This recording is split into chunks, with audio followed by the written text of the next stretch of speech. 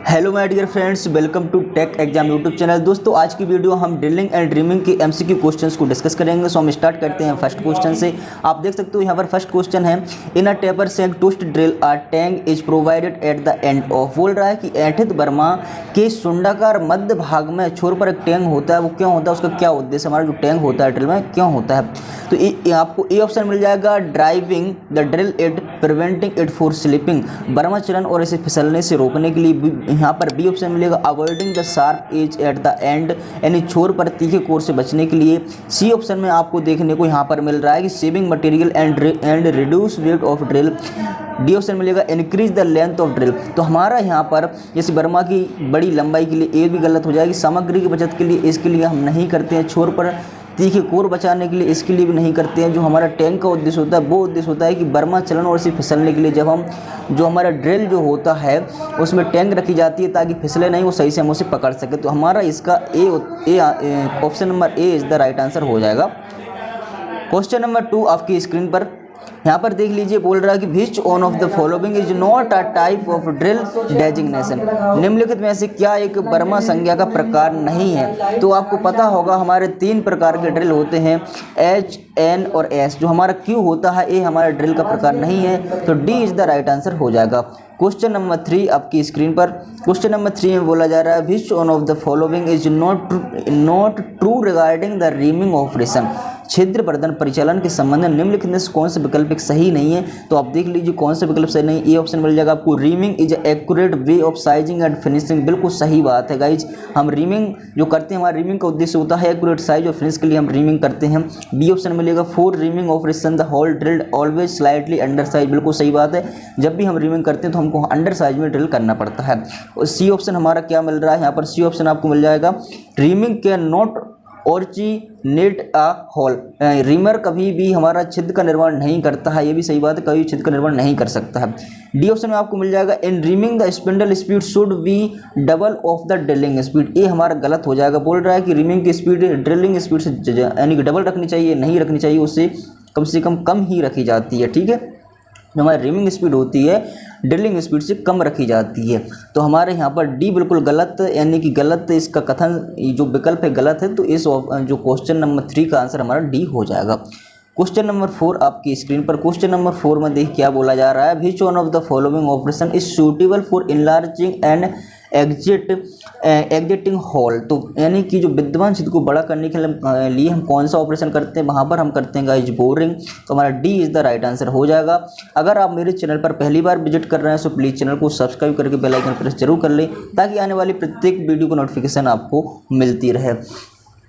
सो दोस्तों यहाँ पर 5 नंबर क्वेश्चन है, what is the foundation of a pilot in hand reamer. जो हमारा हैंड रीमर होता है उसमें एक पायलट बना होता है नीचे, तो उसका उद्देश्य क्या होता है, वो क्यों बनाया जाता है। ए ऑप्शन में आपको मिल जाएगा, provide smooth function of the reamer. D option मिल जाएगा, provide accurate hole size. C option मिल जाएगा, remove the burr from the hole. आपको डी ऑप्शन यहाँ पर मिल रहा है, keep the reamer concentric with hole to be reamed. रीम किए जाने वाले क्षेत्र को एक साथ यानी कि एक सीध में करने के लिए हमारा जो होता है, यानी कि वो सेंटर वहाँ पर हमको प्रदान कर देता है। जो हमारा पायलट जो होता है नीचे इस तरीके से हमारे रीमर में कुछ पायलट बना होता है। ठीक है, तो जो हमारा पायलट बना होता है वो हमारा एक सेंटर प्रदान कर देता है। ठीक है, तो D is the right answer हो जाएगा। क्वेश्चन नंबर 5 आपकी स्क्रीन पर। क्वेश्चन नंबर 6 आपकी स्क्रीन पर देखिए क्या बोला जा रहा है। 6 में आपसे देख लीजिए, क्वेश्चन नंबर 6 कह रहा है कि which drilling machine is preferred for drilling a number of holes in different location without disturbing the job setting. यानी निम्नलिखित में से किस मशीन का हम उपयोग करेंगे जॉब को बिना हिलाए डुलाए एक ही जगह पर हम उसमें अलग अलग ऑपरेशन कर सकते हैं। तो वह कौन सी मशीन होती है, वह हमारी होती है pillar type drilling machine. Pillar type drilling machine नहीं होती है पिलर टाइप ड्रिलिंग मशीन, या हम उसे गाइज क्या पिलर टाइप ड्रिलिंग मशीन नहीं, रेडियल ड्रिलिंग मशीन जो होती है उससे हम क्या होता है, हमको उसकी रेडियल आर्म चारों तरफ 360 डिग्री में घूम जाती है। तो हम जॉब को एक ही जगह पर रख के हम उसमें विभिन्न क्रियाएं कर सकते हैं, अलग अलग लोकेशन पर क्रियाएं कर सकते हैं। उसका स्पिंडली मूव हो जाता है। जो हमारी इस तरीके से हमारी जो पिलर टाइप ड्रिलिंग मशीन होती है उसमें एक आर्म लगी होती है, यहाँ पर एक स्पिंडल लगा होता है। स्पिंडल भी हमारा स्लाइड कर जाता है और हमारी आर्म इसी 360 डिग्री पर घूम जाती है। ठीक है, क्वेश्चन नंबर 7 आपकी स्क्रीन पर। Drill is used in wooden and soft seat. ठीक है, तो जो सॉफ्ट सीट और लकड़ी में हमको ड्रिलिंग करनी है तो कौन सा ड्रिल का उपयोग करते हैं, फ्लैट ड्रिल वहाँ पर उपयोग करते हैं। B is the right answer हो जाएगा। गाइज आपके वही क्वेश्चंस हैं जो आपके प्रीवियस एग्जाम में पूछे गए हैं, तो क्वेश्चंस को ध्यान से पढ़िए, नोट करते चलिए। अगर आपको वीडियो पसंद आए तो लाइक जरूर करिए। कोई भी डाउट है, कोई भी क्वेश्चन है तो कमेंट करिए। पीडीएफ प्राप्त करने के लिए आप हमारे टेलीग्राम व्हाट्सएप ग्रुप में जुड़ सकते हो, और DRDO previous year question download करने के लिए आपको लिंक डिस्क्रिप्शन में मिल जाएगी, जाकर आप डाउनलोड कर सकते हो। ठीक है, क्वेश्चन नंबर 8 आपकी स्क्रीन पर, लिप एंगल और cutting edge of twist drill edge at a drill की ओस्ट कोण का कर्तन कोण क्या होता है। तो आपका जो ओस्ट कोण का कर्तन कोण होता है वो होता है आपका 118 degree. D is the right answer हो जाएगा। क्वेश्चन नंबर 9 आपकी स्क्रीन पर बोल रहा है, depth of cut by drill in axial direction is called. Depth of cut यानी अक्षीय दिशा में ड्रिल की कटाई की गहराई को क्या कहते हैं। तो हमारी जो ड्रिल की एक्सिस जो होती है उसकी गहराई, उसकी एक्सिस की गहराई को हम क्या कहते हैं गाइस, फीड कहते हैं। तो हमारा B is the right answer हो जाएगा। क्वेश्चन नंबर 10 आपकी स्क्रीन पर बोल रहा है, in a formula cutting speed कितनी बड़ी डेफिनेशन बना दी है, equal to 3.14 into D into N बटे 60। D diameter of drill in mm in RPM the units of cutting speed. Direct cutting speed की आपको यूनिट पूछ रहा है, बट यहाँ पर इतनी बड़ी डेफिनेशन दे घुमा रहा है आपको। तो आपको कटिंग स्पीड की यूनिट पता होगा कि यहाँ पर होता है मीटर पर मिनट। लेकिन अगर आपको मीटर पर मिनट में अगर ऑप्शन ना मिले तो आपको अगर ऑप्शन मिलता है मिलीमीटर प्रति सेकंड, तो आपको मिलीमीटर प्रति सेकंड आंसर हो जाएगा। देख लेते हैं ऑप्शन हमको क्या मिल रहा है। यहाँ पर देखिए ये ऑप्शन मिलेगा मीटर पर सेकंड, ये वेग की यूनिट होती, गलत हो जाएगा। मिलीमीटर प्रति सेकंड आपको मिल जाएगा यहाँ पर, और सी ऑप्शन में मिलीमीटर प्रति मिनट एक गलत हो जाएगा आपका, और नन ऑफ द वो गलत हो जाएगा। हमारे यहाँ पर B is the right answer हो जाएगा, मिलीमीटर प्रति सेकंड। नेक्स्ट क्वेश्चन नंबर 11 आपकी स्क्रीन पर बोल रहा है, drilling machine used for having job. भारी कार्यों के लिए किस ड्रिल मशीन का उपयोग करते हैं। तो गाइज वहाँ पर हम करते हैं radial drilling machine. C is the right answer हो जाएगा। क्वेश्चन नंबर 12 आपकी स्क्रीन पर, क्वेश्चन नंबर 12 है, देखिए, taper shank drill are taken out of the spindle hole by taper cotter called. Taper cotter द्वारा टेपर सेंक बर्मे को तरकू छिद्र से बाहर चलाए जाने को कहते हैं, क्या कहते हैं गाइज। यानी कि यहाँ पर क्या बोला जा रहा है कि टेपर सेंक ड्रिल है, उसे हमको निकालना है स्पिंडल से, तो हम किस क्वार्टर का यूज करते हैं, यहाँ पर हम ड्रिफ्ट का यूज करते हैं। तो सी इज द राइट आंसर हो जाएगा। डेफिनेशन थोड़ा सा आपको अलग दी गई है, यहाँ पर क्वार्टर कॉल्ड, यहाँ पर टेपर क्वार्टर बोल दिया है, तो आपको कंफ्यूज नहीं होना है। ड्रिफ्ट का यहाँ पर बात कर रहा है, drift. C is the right answer हो जाएगा। क्वेश्चन नंबर 13 आपकी स्क्रीन पर, देखिए क्वेश्चंस जो भी आ रहे हैं बहुत ध्यान से पढ़िएगा। जो हमारे 2000 MCQ की सीरीज चल रही है वो आपके प्रत्येक एग्जाम के लिए रामबाण यहाँ पर क्वेश्चन है आपके। गाइज इसको आप हल्के मत लेना, आप जो भी क्लास को देखो अच्छे से देखना, याद करते चलना, नोट करते चलना, क्योंकि रामबाण क्वेश्चन है गाइज। ये वही क्वेश्चन है जो प्रीवियस ईयर एग्जाम में पूछे गए हैं आपसे।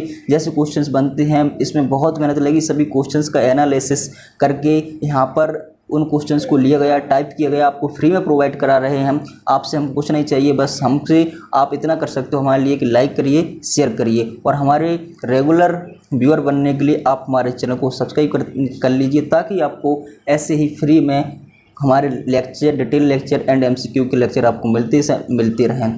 ठीक है, नेक्स्ट क्वेश्चन नंबर 13 आपकी स्क्रीन पर बोल रहा है, which one of the following is not done by using a reamer. निम्नलिखित में से किसी छिद्र बर्धन के इस्तेमाल द्वारा नहीं किया जाता। तो रीमर द्वारा हम क्या नहीं कर सकते भैया, cleaning hole and drill out, यहाँ पर ड्रिल की सफाई भी तो कर सकते हैं हम। यहाँ पर बोल रहा है टेपरिंग अ होल, तो टेपर रिमर से हम भैया टेपर भी कर देते हैं। पर बोल रहा है स्ट्रेटिंग और टिल्ड होल, यानी कि यहाँ पर टिल्टेड होल बोला छिद्र को सीधा करना, सीधा कर देते हैं। लेकिन यहाँ पर बोल रहा है ओरिजिनेट होल, छिद्र की उत्पत्ति भैया रिमर से कभी नहीं करते हैं। तो D is the right answer हो जाएगा। क्वेश्चन नंबर 14 आपकी स्क्रीन पर, ड्रिलिंग एंड ड्रीमिंग से 90+ क्वेश्चंस हैं। तो पूरे हम क्वेश्चंस को डिस्कस करेंगे, अच्छे से करेंगे। इसका पार्ट 2 आएगा, पार्ट 1 में मैं आपको 50+ क्वेश्चंस को डिस्कस करा देता हूँ। इसका पार्ट 2 में आपके लिए नेक्स्ट क्वेश्चन की वीडियो मिल जाएगी। क्वेश्चन नंबर 14 आपकी स्क्रीन में बोल रहा है, which one of the following is a multi point cutting tool. भैया मल्टी पॉइंट कटिंग टूल क्या, ऑप्शन देख लिए, reamer, fly cutter, boring tool, slotting tool. ये सब जो होते हैं हमारे मल्टी कटिंग टूल नहीं होते हैं।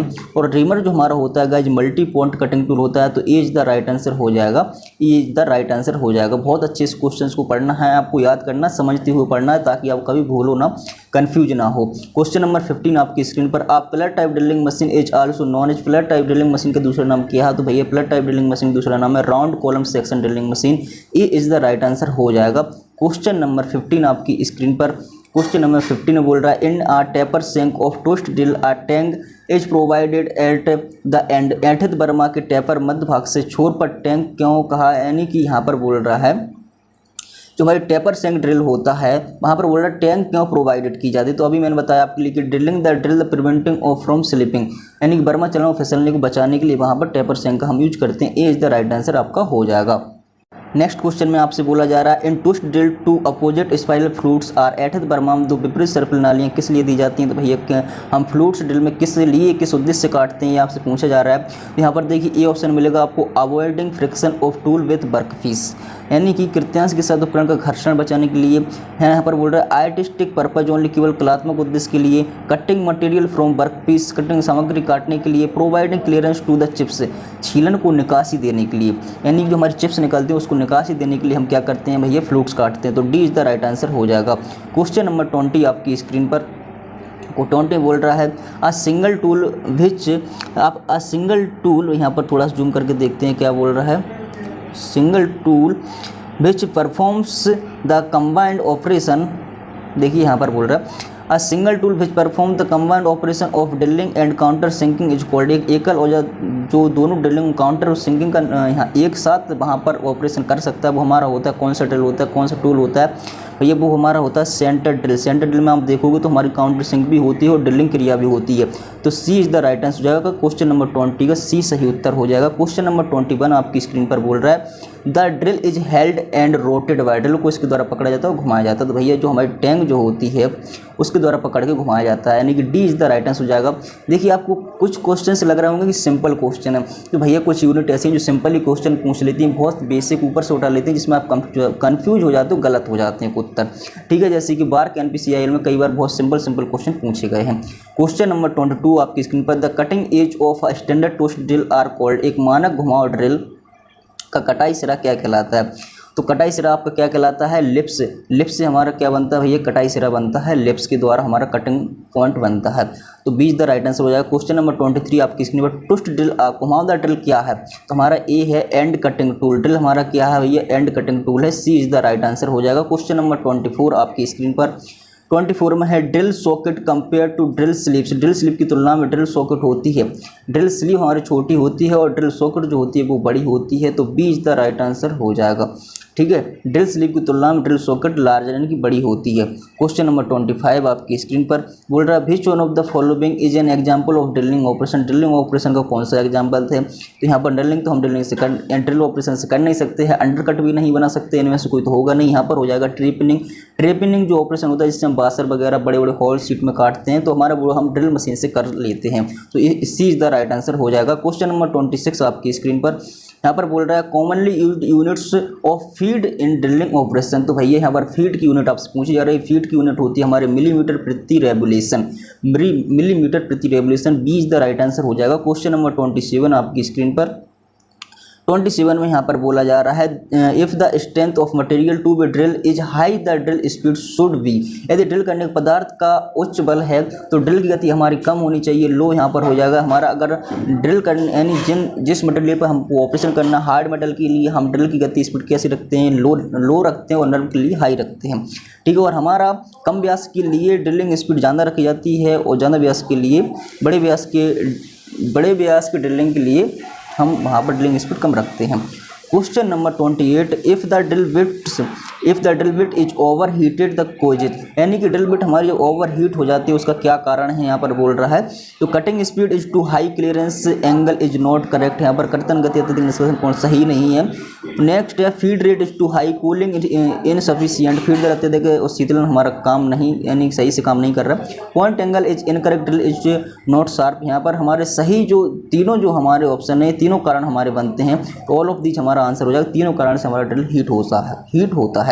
क्वेश्चन नंबर 29 आपकी स्क्रीन पर in order to finish a hole and bring it to accurate size the hole is drilled, यहाँ पर बोला छिद्र को पूरा करने और सही आकार में लाने के लिए हम क्या करते हैं, हमको स्लाइटली अंडर साइज में ड्रिल को बनाना चाहिए। हम फिनिश को और सही साइज में किसके द्वारा करते हैं, रीमर से करते हैं। तो आपका रीमर साइज क्या होना चाहिए भैया, अंडर साइज में आपका रीमर साइज होना चाहिए, रीमिंग करने का साइज होना चाहिए। ठीक है, क्वेश्चन नंबर 30 आपकी स्क्रीन पर, the boring tool is, boring tool आपका एक सिंगल पॉइंट कटिंग टूल है जो कि आपका ये लेथ मशीन का क्वेश्चन है भैया। लेथ मशीन जब हम बोरिंग करते हैं तो सिंगल पॉइंट कटिंग टूल से बोरिंग करते हैं। सी इज द राइट आंसर हो जाएगा। क्वेश्चन नंबर यहाँ पर एंड कटिंग टूल आपको कहीं नहीं दिया, देखिए कहीं आपको नहीं मिलेगा।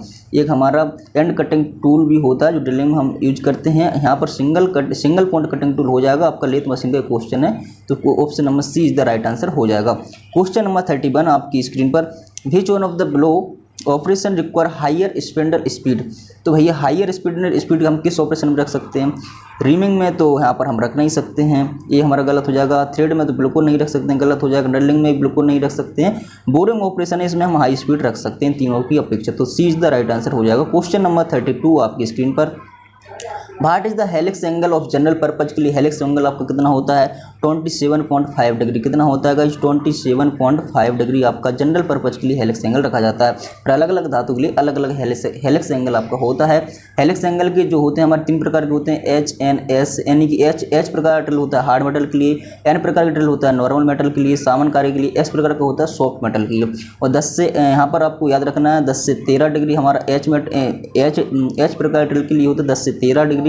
और आपका कम से कम 13 से लेके 15 से 18 डिग्री आपका होता है एन के लिए, और 18 से लेके 22 तक, हाँ 18 से लेके 22 तक आपका होता है एस टाइप ड्रिल के लिए। इस प्रकार आपको याद रखना है। क्वेश्चन नंबर 33 आपकी स्क्रीन पर बोल रहा है, is the distance drill advance into the work piece in complete rotation, यानी कि एक रोटेशन एक चक्र में जितना ड्रिल अंदर जाता है वर्क पीस को, उसे हम क्या कहते हैं? उसे हम कहते हैं फीड। फीड से आपका बहुत ज़्यादा क्वेश्चन आता है गाइस, तो फीड का आपको अच्छे से याद रखना है। ये क्वेश्चन जितने फीड के क्वेश्चन इसमें मैं डिस्कस करा रहा हूँ, आपको चाहे नोट कर लीजिए, स्क्रीनशॉट लेके रख लीजिए, लेकिन रिवीजन इसका आपको करना पड़ेगा, क्योंकि जब आप कोई सा चैप्टर हम पढ़ लें और उसका रिवीजन ना करें तो कोई मतलब नहीं रहता। तो रिवीजन आपको करना है, या तो आप PDF से कर लीजिएगा। मैं PDF जैसी हमारे 2000 MCQ की एक पूरी सीरीज कंप्लीट हो जाएगी पूरे चैप्टर की, तो मैं आपको PDF पूरी की पूरी बिल्कुल फ्री में अपने टेलीग्राम चैनल में प्रोवाइड करा दूंगा, ठीक है। तो वहाँ से भी आप रिवीजन कर सकते हो, और नहीं तो आप नोट करते रहिए। तो आप जब लिखोगे क्वेश्चन को आप नोट करो तो आपको वैसे ही याद हो जाएगा, तो आपको रिवीजन करने में बहुत मदद मिलेगी, ठीक है। क्वेश्चन नंबर 34 आपकी स्क्रीन पर, how much amount of material is removed with the help of reamer, यानी रीमर के द्वारा हम कितने मटेरियल को रिमूव कर सकते हैं, कितनी मात्रा मटेरियल को रिमूव कर सकते हैं। एक तरीके से आपसे रीमिंग के द्वारा पूछा जा रहा है, तो रीमिंग द्वारा हम भैया 0.02 से 0.02 mm से 0.15 mm तक हम रिमूव कर सकते हैं, ठीक है। D is the right answer हो जाएगा। क्वेश्चन नंबर 35 आपकी स्क्रीन पर, भैया अगर आपने अभी तक वीडियो को लाइक नहीं किया तो प्लीज़ लाइक कर देना। आपका लाइक और कमेंट ही हमारी मेहनत को सफल बनाता है, क्योंकि जैसे ही आप लाइक करोगे तो हमारी जो वीडियो है और आपके भाइयों तक पहुंचेगी, ज़्यादा इंप्रेशन यूट्यूब देगा ताकि आपके और से भाइयों तक पहुंचेगी, तो हमारी मेहनत का फल है जो सभी भाइयों को हमको मिल जाएगा, और आपकी हेल्प हो जाएगी DRDO के, चाहे IUCL का एग्जाम हो आपका, चाहे DRDO का हो, चाहे RR कैट का किसी का भी एग्जाम है, चाहे URSC का हो, जो भी आप एग्जाम देने जा रहे हो आपके लिए बहुत हेल्पफुल क्वेश्चन है, सो अच्छे से पढ़ें। Question number 35, the reamer is always removed from the finished hole, reamer को फिनिश्ड छिद्र से हमेशा हटाया जाता है। कैसे हटाया जाता है? बहुत अच्छा क्वेश्चन है भैया, बिल्कुल यूनिक क्वेश्चन है, बहुत मोस्ट इंपोर्टेंट क्वेश्चन है। यहाँ पर आपको ध्यान से पढ़ना है। यहाँ पर बोल रहा है कि रीमर को फिनिश्ड छिद्र से हटाया, हम जब रीमर से फिनिश्ड छिद्र से रीमर को कैसे हटाते हैं, ठीक है। आपने ज़्यादातर क्वेश्चन पढ़ा होगा कि हमको एंड जो हमारे क्लॉकवाइज हमको रीमर को क्लॉकवाइज घुमाते हुए ही हटाना है, लेकिन आपको यहाँ पर इस तरीके से दिया है कि मशीन को रोककर, यानी कि यहाँ पर लेथ मशीन की बात कर, यहाँ पर पढ़ रहा है मशीन को रोककर या मशीन को धीमा करके या मशीन को रोकने से पहले या उपरोक्त सभी, क्या आपका आंसर होगा? तो मशीन को रोककर अगर हम रीमर को हटाएंगे तो रीमर को हमको घुमाना तो है, तो मशीन को रोक देंगे तो भैया रीमर नहीं घूमेगा, इसलिए ये भी हमारा गलत हो जाएगा। यहाँ पर बोल रहा मशीन को धीमा करके, तो मशीन को धीमा करके भी नहीं हटा सकते हम। यहाँ पर नेक्स्ट क्वेश्चन है आपका, मशीन को रोकने से पहले, बिफोर स्टॉपिंग द मशीन को रोकने से पहले, और यहाँ पर नेक्स्ट ऑप्शन आपको मिलता है ऑल ऑफ द एबव। तो आपका यहाँ पर कौन सा ऑप्शन सही हो जाएगा कमेंट करके जरूर बताइएगा। लेकिन जिससे यहाँ पर यूनिट पूछा गया था उसने यहाँ पर माना है बिफोर स्टॉपिंग द मशीन, आपका सी यहाँ पर सही उत्तर माना गया है कि मशीन को रोकने से पहले आपको स्पिंडल से, यानी कि रीमर को हटा लेना है। ठीक है, और कभी भी जब भी हम रीमर को हटाते हैं तो रीमर हमको एंटी क्लॉकवाइज कभी नहीं घुमाना चाहिए, हमको क्लॉकवाइज घुमाते हुए ही रीमर को हटाना चाहिए। हमको जब भी रीमर हटाना है तो क्लॉकवाइज घुमाते हुए ही रीमर को हटाना है, ये बात आपको ध्यान रखना है। अगर यहाँ पर लेथ मशीन की बात कर रहा है, लेथ मशीन से अगर रीमिंग कर रहे हैं तो मशीन को रुकने से पहले बिल्कुल सही उत्तर हो जाएगा आपका कि मशीन को रुकने से पहले आपको रीमर हटा लेना है, तो सीधा सही उत्तर आपका हो जाएगा। क्वेश्चन नंबर 36 आपकी स्क्रीन पर बोल रहा है, a reamer is use to correct the, एक रीमर का सही करने के लिए किया जाता है। तो भैया क्या बोल रहा है, ड्रिल किए गए छेद का आकार द स्थान के लिए, size and roundness the hole, छेद का आकार और गोलाई बनाने के लिए, finished and position of the drill hole, drill किए गए छेद की फिनिश तथा स्थान के लिए। डी ऑप्शन मिल जाता है फिनिश एंड साइज, छेद किए गए ड्रिल किए गए छिद्र की फिनिश तथा आकार के लिए। तो भैया D is the right answer हो जाएगा। हम रीमर का उपयोग फिनिशिंग और सही आकार में लाने के लिए रीमिंग करते हैं। क्वेश्चन नंबर 37 आपकी स्क्रीन पर, drilling is followed by, drill के बाद किया, ड्रिल के बाद कौन सी क्रिया किया जाती है, तो ड्रिल के बाद हम रीमिंग क्रिया करते हैं। यहाँ पर हो जाएगा रीमिंग इज द सही उत्तर हो जाएगा, सी इज द सही उत्तर हो जाएगा। क्वेश्चन नंबर 38 आपकी स्क्रीन पर, द रीमर इज, रीमर क्या है, रीमर एक आपका मल्टी पॉइंट कटिंग टूल है, जो कि मैंने आपको बताया था, B is the right answer हो जाएगा। रीमर हमारा मल्टी पॉइंट कटिंग टूल है। क्वेश्चन नंबर 39 आपकी स्क्रीन पर, क्वेश्चन नंबर 39 बोल रहा है, drill chuck are fitted on the drilling machine spindle by means of a, तो ड्रिल चक हम जब ड्रिल चक को ड्रिलिंग मशीन में कैसे फिट करते हैं, किसके द्वारा फिट करते हैं, तो हम ड्रिल चक को आर्बर के द्वारा फिट करते हैं, सी इज द राइट आंसर होगा। ड्रिफ्ट के द्वारा हम निकालते हैं और आर्बर के द्वारा फिट करते हैं। इन दोनों क्वेश्चन में आपको कंफ्यूज नहीं होना है, इन क्वेश्चन बहुत सारे स्टूडेंट कंफ्यूज होते हैं और सही से नहीं पढ़ते हैं और आंसर गलत ठोक के आ जाते हैं। लेकिन ड्रिफ्ट का उपयोग हम स्पिंडल से ड्रिल को हटाने के लिए करते हैं और स्पिंडल में ड्रिल चक को लगाने के लिए आर्बर का यूज करते हैं, तो हमारा सी इज द राइट आंसर हो जाएगा। क्वेश्चन नंबर 40 आपकी स्क्रीन पर, which angle makes the rack angle in a twist drill, बहुत अच्छा क्वेश्चन है, बहुत मोस्ट इंपोर्टेंट क्वेश्चन है। कौन सा कोण ट्विस्ट ड्रिल में रैक कोण बनाता है, तो हमारा हेलिक्स एंगल होता है वो हमारा रैक कोण बनाता है, फ्लूट कोण बनाता है, हेलिक्स कोण बनाता है, ये हमारा 3 कोण बनाता है। क्वेश्चन नंबर 41 आपकी स्क्रीन पर, in the letter drill series the largest drill size is equal to, यहाँ पर बोल रहा है कि जो हमारी ड्रिल की लेटर साइज जो सीरीज होती है, लेटर साइज जो सीरीज होती है उसमें सबसे बड़ा अक्षर ड्रिल सीरीज में सबसे बड़ा आपका कितनी mm का ड्रिल होता है, जो हमारा सबसे बड़ा mm का ड्रिल होता है, ठीक है, वो हमारा होता है 10.49, कितना होता है 10.49 का आपका ड्रिल होता है सबसे बड़ा, ठीक है, हमारा बी इज द सही उत्तर हो जाएगा। क्वेश्चन नंबर 42 आपकी स्क्रीन पर, the distance a drill moves into the work for each revolution of the spindle is called, तो भैया हम कहते हैं फीड ऑफ ड्रिल, क्या कहते हैं, ड्रिल की feed. Question sorry guys, question number 43 आपकी स्क्रीन पर, choose the best device to hold and locate a round bar, तो राउंड बार ये क्वेश्चन आपका बार NPCIL में कई बार पूछा गया है, बहुत मोस्ट इंपोर्टेंट क्वेश्चन है कि राउंड बार के ड्रिलिंग को ज्ञात करने तो पकड़ने के लिए, नहीं होल्ड करने के लिए हम किस लोकेटर का यूज करते हैं, तो हम करते हैं भी लोकेटर, किसका करते हैं, भी लोकेटर का, C is the right answer हो जाएगा। क्वेश्चन नंबर 44 आपकी स्क्रीन पर, the type of drill used in drilling hard material with high cutting speed is, जो हार्ड मटेरियल है और हाई कटिंग स्पीड, हम कौन सी ड्रिल मटेरियल का यूज करेंगे, तो हम वहाँ पर कार्बाइड टिप टूल ड्रिल का यूज करते हैं, कार्बाइड टिप टूल का यूज करते हैं। Option number C is the right answer हो जाएगा। क्वेश्चन नंबर 45 आपकी स्क्रीन पर, are drilled hole goes out of centre due to, किस कारण से किया होगा सुराख सेंटर से आउट हो जाता है, तो ये किस कारण से हो जाता है, यहाँ पर आप देखिए बोल रहा है वर्क पीस की क्लैंपिंग सही ना होना, वर्क पीस में ब्लो होल होना, ड्रिल के चीजल एज को सही बैठाने के लिए सेंटर पंच की निशानी गहराई कम होना, या उपरोक्त में से कोई एक, तो हमारे ये तीनों कारण बनते हैं, ठीक है, तीनों कारण आपके होते हैं। अब आपको अगर लग रहा हो कि वर्क पीस में ब्लो होल होना ये क्या है, तो मैं आपके लिए बता दूं, वेल्डिंग में आपने पढ़ा होगा कि ब्लो होल क्या होता है। ब्लो होल आपका वह होल होता है जो, जैसे हमारा वर्क पीस है, कोई वर्क पीस हम यहाँ पर ड्रिलिंग करते चले आ रहे हैं, यहाँ पर कोई अंदर कोई हमारा या इसके बगल में कोई होल है, तो हमारे जब ड्रिलिंग करते चले आएंगे तो हम यहाँ पर जो होल है उसमें मिल जाएगा, तो हमारा जो ड्रिल होल है वो लार्ज हो जाएगा, बड़ा हो जाएगा, या अंदर कोई हमारा मेटल में कोई होल है तो यहाँ पर हम करते करते आएंगे, जैसे ही यहाँ पर जब हमारा ड्रिल से टच होगा तो इतना बड़ा हमारा होल हो जाएगा, ये हमारा ब्लो होल होता है। मैं चाहता हूँ कि मेरी वीडियो को देखने के बाद आपको कोई भी डाउट ना रहे, इसलिए आपके पूरे डाउट को कंप्लीट कराना हमारा उद्देश्य है। यहाँ पर हमारा D is the right answer हो जाएगा कि उपरोक्त में से कोई एक, ठीक है। क्वेश्चन नंबर 46 आपकी स्क्रीन पर। यहाँ पर बोला जा रहा है गाइज, यहाँ पर देखिए क्या बोला जा रहा है, यहाँ पर बोला जा रहा है कि a 6H7 hole is to be reamed in steel workpiece, what size of drill will be required। एक 6H7 कि हमको रीमिंग करनी है, ठीक है, ये हमको साइज़ दे दी कि रीमिंग करनी है, इसके लिए किस साइज़ का ड्रिल होल की आवश्यकता है। तो ये 6H7 की सबसे पहले एक आपको यहाँ पर कोई H7 आपको एक ग्रेड दे दिया है, टॉलरेंस ग्रेड जो होती है। अब आपको इसकी टॉलरेंस और इसका साइज़ पता होना चाहिए, तो इसका साइज़ मैं बता देता हूँ आपके लिए। पता होगा कि हम रीमर साइज़ कैसे निकालते हैं, अगर नहीं पता तो बता देता हूँ, ध्यान से देखिए। यहाँ पर हम एक एक करके सब कुछ डिस्कस करते हैं। सबसे पहले मैं आपको 6H7 का साइज़ बता देता हूँ। तो 6H7 का जो आपका अंडर साइज़ होगा गाइज वो होगा, देखिए यहाँ पर मैं लिख देता हूँ, जो आपका अंडर साइज़ जो होगा, अंडर साइज़ जो आपका देखिए यहाँ पर हम लिखेंगे, जो हमारा अंडर साइज़ होगा वो यहाँ पर कितना होगा, अंडर साइज़ यहाँ पर हमारा अंडर साइज़ वो जो होगा वो होगा यहाँ पर 0.15 mm, ठीक है। और आपके लिए पता होगा रीमिंग के लिए हमारा जो ओवर साइज होता है वो फिक्स होता है सभी व्यास के लिए। आपका चाहे व्यास कितना भी हो, कितना भी व्यास हो, ओवर साइज हमारा सब के लिए फिक्स होता है। ओवर साइज आपका कितना होता है पता होगा, 0.5 mm, कितना होता है 0.05 गाइज, यहाँ पर 0.05 mm आपका ओवर साइज होता है।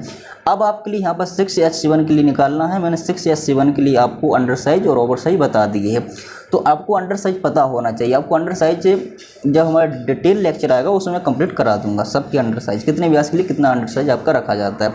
अब आपको निकालना है रीमिंग साइज। रीमिंग साइज हम कैसे निकालते हैं, ठीक है। रीमिंग साइज देखिए यहाँ पर जो आपका यहाँ पर व्यास दिया गया है D माइनस यहाँ पर हो जाएगा आपका under size plus over size, क्या हो जाएगा प्लस ओवर साइज। तो आपका अंडर साइज कितना है गाइज, यहाँ पर अंडर साइज है आपका 0.15, ठीक है। आपका ओवर साइज कितना है 0.05, कितना है 0.05। हमारा यहाँ पर क्या हो जाएगा गाइज, यहाँ पर हमारा 0.20 हमारा आ जाएगा यहाँ पर A under size plus over size. अब डी में से डी हमारा कितना है 6 है, तो 6 माइनस 20 जब हम करेंगे 0.20 जब हम करेंगे तो देखिए हमारा क्या निकल के यहाँ पर आएगा।